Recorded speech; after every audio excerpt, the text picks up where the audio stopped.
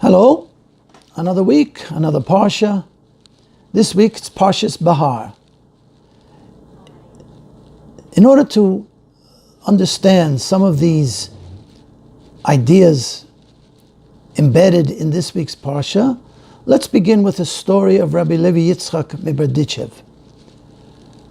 Rabbi Levi Yitzchak, in the early years of his marriage, actually it was the first year of his marriage, he turned to his wife and said to her, I must go and learn by the Hasidim. The Hasidic ways, they interest me. I don't know exactly what they do, what they know, but there's something there. I have to go check it out. What? She said. You know, my father is very much against the Hasidim. They're a wild bunch. I'm not even sure they really believe in the Torah. Rabbi Levi Yitzchak said, that might be so, but I have to find out for myself. And so he bid her adieu, and he went on his way, and he learned by them for a while. When he returned home, his father-in-law was furious. Rabbi Levi, what is it that they do, that they have? What is it that's so special about the Hasidim that you chose to go and learn by them? Rabbi Levi Yitzchak said, when I was by them, I learned to believe in God. What? You learned to believe in God? Even a shivcha in my house believes in God. Let me prove it to you. And with that, he called the maid. She came in, and his father-in-law turned to the maid and said to her, tell me, do you believe in God? Well, of course. Of course I believe in God, she said. And he dismissed her. Rabbi Levi Yitzchak said, she believes, but now I know. What? You know? Rabbi Levi Yitzchak said, there's a difference. Believing and knowing. By the Hasidim, I came to know that there is a God. I do not just believe anymore. I know. Now this brings us to an interesting look at two ideas that we speak about on a regular basis. One is the idea of emunah, and the other is an idea of bitachon. Emunah, this is faith. Bitachon, this is trust. And the two are not the same. One is significantly deeper than the other. Another story to illustrate the difference between emunah and bitachon. You know, it's not so common nowadays, but in years gone by, especially more than a century ago, circuses used to travel the countryside, and they would set up tents, and in the tent they would have various individuals performing acts of daring. One of the most famous acts was the act of a tightrope walker. Now, we're familiar with the idea of a tightrope walker, a long, thin rope stretched over the course of a chasm, perhaps 150 meters above the ground, without a net. And this particular individual was the world-famous tightrope walker of Poland. And as he entered the big tent, a roar came up from the crowd. They were waiting to see this man ascend the tall ladder to reach the tightrope. And as he went up the tightrope, halfway up, he stopped and he looked down at the crowd and he said to them, do you believe I will be able to walk across this tightrope? And a roar went up from the crowd. We know you can do it. You are the best. And he continued again. Only a few meters from the top, he stopped again, looked down and he says, "Do you really believe I can do it?" "Oh yes, we believe in you. We believe that you will be able to traverse the tightrope without a net, and you will do it flawlessly." The roar was loud, filled the tent. Finally he reached to the top, and he looked down, and he pulled out his megaphone, and he screamed into the megaphone, "You really believe I can do it?" "Yes, yes," they all said in unison.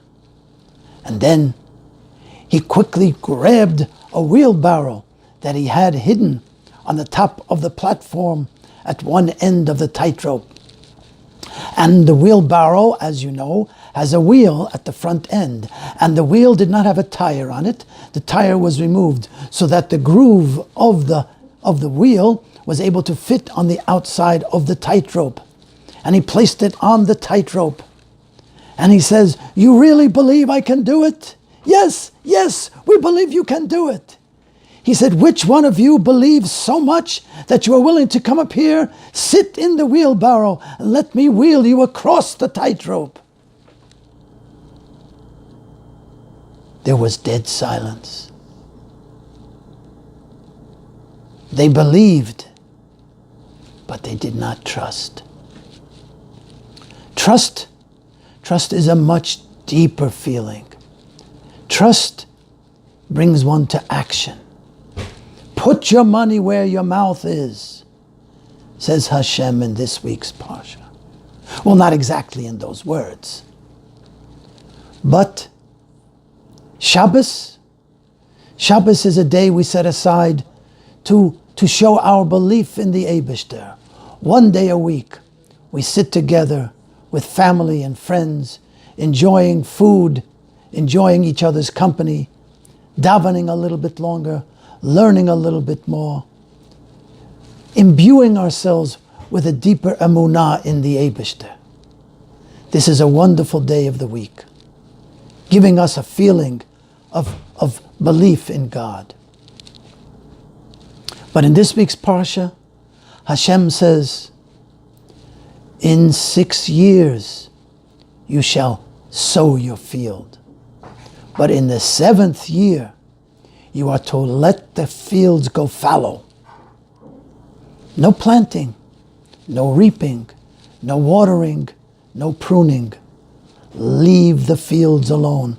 What grows in the fields is hefker. Your field, you do not go out and gather from the field. The poor, the homeless, you, your servants, the animals of the field, all have equal access to what grows on its own in the fields.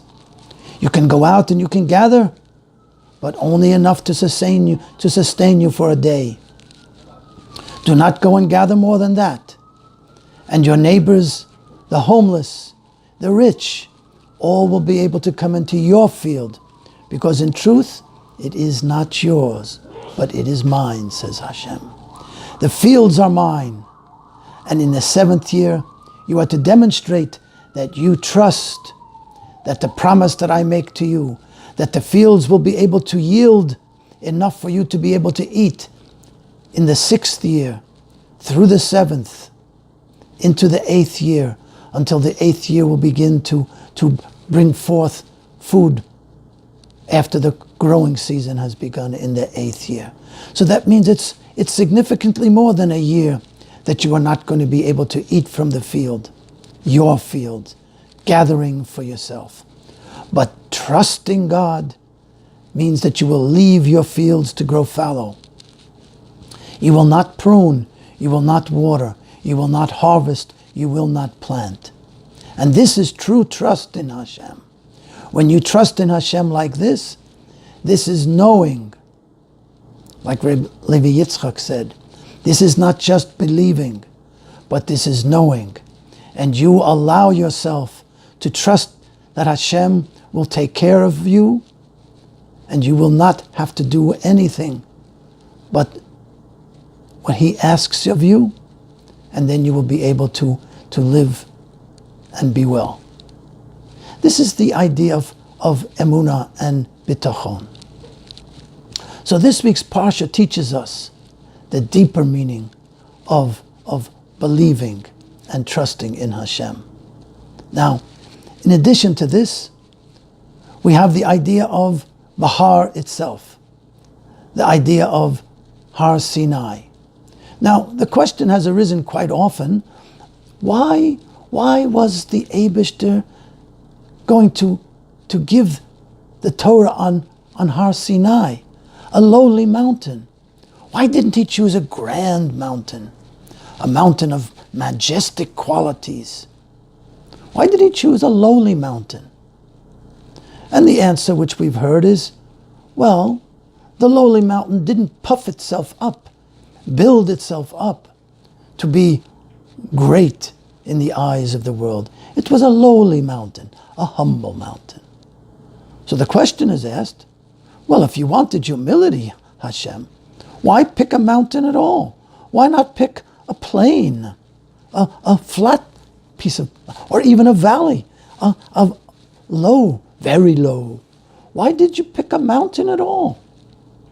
Well, this teaches us something about how a man is to conduct himself in this world. What is a person supposed to do? How is a person supposed to be? We know that the Eibishter says of Moshe Rabbeinu that he was the most humble of men. The most humble of men.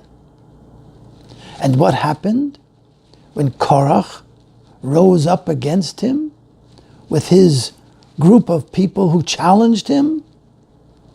Did Moshe slink away humbly and not answer Korach? No, not at all. Moshe spoke up very strongly and said, Hashem has chosen me to be the leader of the Jewish people. I am the one who is to lead the people. There are Kohanim, there are Leviim, there are Yisraelim, and I am the mouthpiece of Hashem. Korach didn't believe. Moshe did not shirk the responsibility of being the leader because of his humility. On the contrary, Moshe spoke up most vociferously, most strongly, with the strength and the knowledge that he in fact was the chosen to speak to the Jewish people in God's name. And that's what happens to us. We are the chosen of God. We move through this world with bitachon, with the trust in God, that He is the one who has chosen the Jewish people to be the mouthpiece of God to the world. Not only to speak, but also to act. Primarily to act in a godly way, to act in a way which we do not shirk that responsibility, but we move about in this world with a pride, knowing that God has chosen us, but with a humility that comes with that knowledge. It's not a pride in who we are, not a pride in ourselves, but it's a pride that God has chosen us, and with the humility that comes along with that knowledge that we have a responsibility, and that humility allows us to move through this world with a determination to bring godliness into the world, the way that we think, the way that we speak, and primarily with the way that we act, so that all of those will look upon us and recognize there is a godly person. There is one whose name of God is called on him. And through our actions, we bring godliness into the world. These are the teachings of Parshas Behar. Many other teachings are deep within the Parsha. Of course, we can't reach to all of the depths of a Parsha in a short video clip like this, but God willing, we will be able to take these teachings, incorporate them into our lives, and be able to move about this week with a knowledge that we represent God to the world, and He will fill us. We must remember that rising up to the top of Har Sinai Moshe Rabbeinu was able to meet Hashem, who came down all the way from the infinite heights. God could have come down another few meters without Moshe rising up those few meters on the top of Har Sinai. But it was necessary for man to rise up that little bit from his lowly place.